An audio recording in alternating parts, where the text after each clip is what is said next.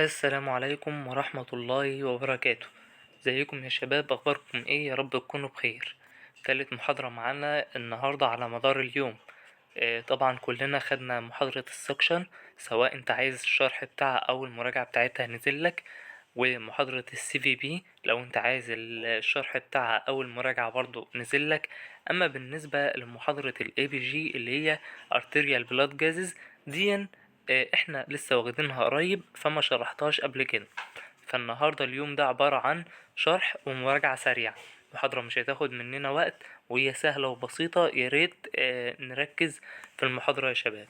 أول حاجة معانا بيقولك ايه هي الديفينيشن بتاع البلاد جازز، arterial blood gases. أول حاجة معانا لازم نعرف ان احنا بنعمل تيست عن طريق ان احنا بناخد بلاد سامبل من الفيمورال او الراديال. تمام. بعد كده بنقيس الميجر عن طريق ايه؟ قياس اللي هو الميجر ليفل اوف اكسجين، الليفل بتاع مستوى الاكسجين او الكربون دايوكسيد اللي موجود في قلب البلد. وكمان بنعمل تشيك بالانس اللي هو آه التوازن، او اللي هو بيقولوا التوازن بين الأحماض والقواعد اللي هي الأسيد أند بيسز، علشان نعرف البي اتش بالانس، التوازن بتاع البي اتش بتاعنا عامل ازاي. بعد كده هناخد الكومبوننت. الكومبوننت بتاعتنا النهارده يا جماعة عبارة عن آه، أربع أو خمس نقط، خمس نقط بالظبط. أول حاجة البي اي او 2، دي اختصار لإيه؟ اختصار لبكتيريال بريشر اوف ارتيريال أكسجين. تمام. يعني إيه؟ يعني الضغط الجزئي للأكسجين. النورمال بتاع الضغط الجزئي للأكسجين هيبقى من 80 ل 100، 80 ل 100 مليمتر زئبقي. بعد كده هناخد برضو اللي ليه علاقة بالأكسجين، اللي هي ال SaO2. يعني ايه ال SaO2؟ اللي هي saturation arterial oxygen. saturation arterial oxygen معناها ايه بقى بالعربي؟ اللي هو تشبع الأكسجين الشرياني. وهنا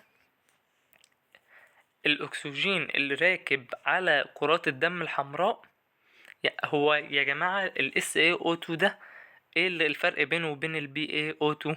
ال BaO2 ده الضغط الجزئي للأكسجين، ده بيقيس ضغط الأكسجين الذايب في الدم. أما ال SaO2 ده بيقيس نسبة تشبع الهيموجلوبين بالأكسجين. ايه هو بقى النورمال بتاع ال SaO2 اللي ببقى في الدم؟ اللي هو من 95 ل100. عايز تثبتها، الضغط الجزئي بتاع الأكسجين من 80 ل100. اما فوق ال80 اللي هو من 95 ل100، انا عارف ان هي مختلفة دي. درجة دي درجة اللي هي 100%، ودي مليمتر زئبق، بس احنا بنحاول نقرب الارقام عشان ما ننساهاش. يبقى تبع الاكسجين من فوق ال80، البي اي من 80 ل100، اما الاس اي من 95 ل100. تمام. يبقى احنا كده خدنا النورمال بتاع البي او او 2 وحفظناه. يبقى اي حاجة لها علاقة بالاكسجين من اول 80 ل 100. لو بي من 80 ل 100، لو اس يبقى من 95 ل 100. تمام. بعد كده هناخد البي اي سي او 2. البي اي سي او 2 دي اختصار ليه بارتيريال بريشر اوف ارتيريال كربون كربون دايوكسيد. تمام. اللي هي ثاني اكسيد الكربون. دي يا جماعة بقى عبارة عن نفايات التنفس، ان الرئة هي المسؤولة انها تتخلص منها. تمام. طب لو هي زادت عن النورمال بتاعها، يبقى الزيادة دي يعني عدم القدرة بتاعت الرئة على التخلص من النفايات دي. فدي هنسميها حالة حمضية، بتزود الحمض في الجسم، فبنسميها حالة حمضية. النورمال بتاعنا من 35 ل45 مليمتر زئبقي. بعد كده هناخد في حاجتين مش مكتوبين معانا في السلايد. البي اتش بتاعنا. البي اتش ده يا جماعة ده الميزان، ده الميزان اللي بعرفني الدم حامضي ولا قلوي. لو قل يبقى حامضي، لو زاد يبقى قلوي. لازم يبقى في النص. يعني ما هوش حامضي ولا قاعدي، علشان الأعضاء تشتغل صح. إن الأعضاء الداخلية دي بيبقى لها نورماليتي كده معينة في قلب الحامضية. طبعا احنا عارفين أي مريض، الإنسان بيمرض ازاي؟ بيبقى فيه حصل خلل في الأنظمة الحيوية اللي جوه. جهاز وقف، جهاز اتهايبر بقى زيادة، جهاز بقى هايبو بطيء كده يعني. يبقى النورمال بتاع البي اتش بتاعنا من 7 و35 ل7 و45، ده موجود عندكم في الكتاب صفحة 40. طيب هنخش بعد كده في البايوكربونات، او السيروم بايوكربونات. دي المادة اللي الكلى بتنتجها. ليه بقى بتنتجها لأن احنا طبعا عارفين ان في افرازات بتنزل في قلب الاثنى عشر علشان تعادل الحموضة. هي زي الفوار الطبيعي بالظبط في الدم. بتساعدنا نعرف المشكلة في الكلى ولا في الرئة. لو هي في مشكلة في الكلى هتبان من البايوكربونات بتاعتها ان هي زيادة. لو المشكلة في الرئة هيبان ان البايوكربونات بتاعتنا ان هي نورمال، وان الخلل في الرئة بتاعتنا. النورمال بتاعنا من 22 ل26. نخش بعد كده في الانديكيشن. ايه هي الانديكيشن بتاعتنا؟ او بما يصح في المعنى اللي هو دواعي الاستعمال. دواعي الاستعمال عندنا سهلة وبسيطة جدا النهاردة. أول حاجة معانا، أنا ليه باخد عينة دم؟ أنا ليه إيه اللي جابرني إن أنا أشك بيشنت بإبرة بالطول عشان أخد منه دم وأقلمه؟ أول حاجة معانا فشل تنفسي. البيشنت أصلا تحس إن هو ميت مش قادر يتنفس، يبقى respiratory failure. تاني حاجة معانا سيرفر إنس. دي حالات الأمراض الشديدة خالص، لو هو عنده مرض شديد جدا زي غيبوبة السكر مثلا، عشان يطمنوا على توازن الجسم الكيميائي. تمام. بعد كده رقم 3 بيقولك كاردياك وليفر ورينال فريج فيلير. يعني ايه فشل؟ دي عبارة عن فشل عضوي، يا اما فشل في القلب، فشل في الكلى، فشل في الجهاز البولي، او في اللي هو التبول يعني. تمام. بعد كده هناخد لسه في 2. تمام. لو في حاجة اسمها حروق اللي هي البيرنز، دي برضو معملوش دي من دواعي الاستعمال. لو في بيرنز بدرجة عالية دي من دواعي الاستعمال كمان. وعندك لو في توكسين اللي هو فيه سموم برضو، او لو البيشنت بتاعي في كوما اللي هي غيبوبة. تمام. بعد كده نبدأ ناخد ايه هي الكونترا انديكيشن بتاعتنا، اللي هي الموانع بقى. خلاص احنا خدنا دواعي الاستعمال، ناخد موانع الاستعمال. ما اعملش في ايه اما يكون اللوكال بتاعه فيه انفكشن. المكان اللي انا هسحب منه دم فيه انفكشن، سواء انت هتسحب من عند الفخذ او هتسحب من عند الساعد. لو فيه انفكشن ما اسحبش دم من المكان ده. طيب لو ايه تاني؟ في كمان لو هو في مشكلة فيه اناتوميكية. يعني ايه؟ اللي هي ديسترويد اناتومي. لو المكان اللي انت راح تسحب فيه دم ده عمل فيه عملية قبل كده، اكيد بدل هو عمل فيه عملية قبل كده فالمكان ده مش هيبقى طبيعي. اكيد في وريد، الدكتور حرك وريد مثلا، كان فيه قطع صليبي فهو ربط الصليب، فعشان كده مخبي اللي هو الارتري اللي انت هتسحب منه. كذا حاجة يعني ممكن تكون في المكان ده. اي عملية جراحية في قلب المكان اللي انت راح تعمل منه، لا ما تسحبش منه دم. في كمان عند مرضى السكر، مش مرضى السكر اللي هم عندهم الكدني فيلير، عنده فشل كلوي اللي هو بيعمل غسيل كلوي، ده برضو ما بسحبش منه لانه هو بيبقى مركب اللي هي الاي في فيسيتوليه دي، اللي هو واصلة شريانية وردية. تمام. لو في بيرنز برضو احنا قلنا لو في حروق في المكان ما ينفعش اسحب. ولو في او يا جماعة لو في مالفورميشن اللي هي في تشوهات خلقية، يعني في تشوهات هو مولود كده، فما ينفعش برضو اسحب من المكان ده.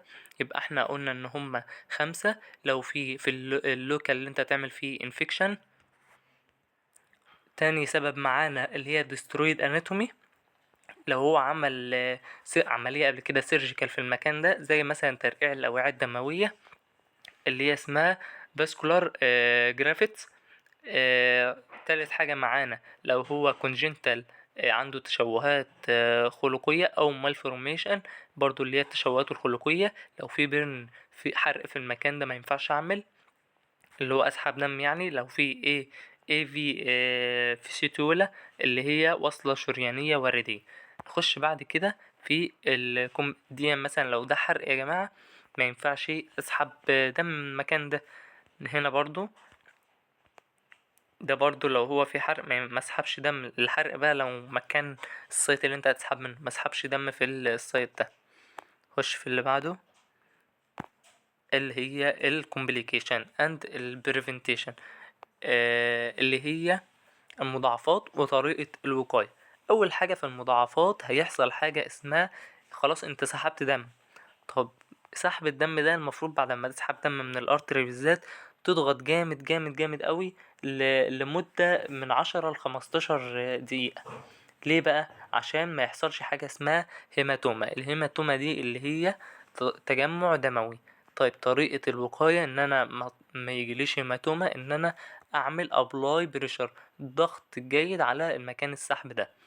تاني حاجة معانا الانفكشن، عدوى. ممكن يجيله انفكشن عدوى منين؟ لو انا مش ماسح السايت بتاعي بالكحول سواب او بالدراي كوتون والكحول. لازم اتبع الاسيبتك تكنيك. لو انا اتبعت الاسيبتك تكنيك اللي هي اساليب التعقيم، انا مش هيجيلي كومبليكيشن انفكشن، يعني من الكومبليكيشن بتاعتنا انفكشن. فطريقة الوقاية بتاعتنا اللي هي الاسيبتك تكنيك. تالت حاجة معانا لو في دمج في النيرف او في التندو اللي هي الاعصاب او الاوتار، يبقى ساعتها بقى ان انا طريقة الوقاية من الحاجة من دي ان انا اختار الوضعية والزاوية الصح، اللي هي الانجل لازم تكون صحيحة، ولازم تكون البوزيشن بتاعه برضو يكون صحيح عشان اعرف اسحب من المكان ده دم. وده بقولك يعني اضغط كويس على السايد بتاعك. ماشي. الاكويبمنت بتاعتي سيرينج والكحول سواب وجلافز وكوتون وتاول اللي هو زي البيبر وهبارين وتاب ولاب. وكمان دي من الادوات بتاعتنا. تمام. نعرفكم بقى الطريقة بتاعت السحب الدم. الاول نشوف الصور المتاحة معانا عشان تمام. احنا هنحتاج الصورة دي. اول حاجة هنجهز الادوات بتاعتنا، الاكويبمنت بتاعتنا، سرنجة كم متهبرنة في كحول وقطن وشاش معقم. بعدين اختار الشريان افضل واحد الراديال ارتري ويليه الفيمورال في حالات معينة يعني. بعد كده هنعمل اللي هي التست. ألين تيست. يعني ايه ألين تيست؟ ده عالم هو اللي عرف الطريقة دي، سماها على اسمه ألين تيست قبل السحب من المعصم. ويجب إجراء الاختبار ده عشان أتأكد من التروية الدموية لليد سليمة. يعني ايه ألين تيست دي يا جماعة؟ بتقولك ان انت بتمسك ايد المريض كده من الجهتين، يعني من الجهة دي ومن الجهة دي، تمام، وتبدأ تضغط بيه صوابع ايديك اللي هي دي ودي، مش بالإبهام، بالصوابع دي، وتقوم تفضل ضغط يعني لمدة مثلا من دقيقة لدقيقتين 3 كده. هتلقى لون الإيد اتغير اصفر. ساعة ما تسيب جنب واحد اللي هو مثلا لو يكن ده، تلقى الإيد رجع لونها تاني للأحمر عادي اللي هو اللون الطبيعي. فتعرف ان السايت ده صح. احنا ما بنيجي نسحب الدم بتاع الجاز، بلاد جاز يعني، بنسحب من ناحية اللي هو الوريد الشريان اللي هنا، اللي ناحية الإبهام، مش اللي ناحية الصابع الصغير. تمام. بعد كده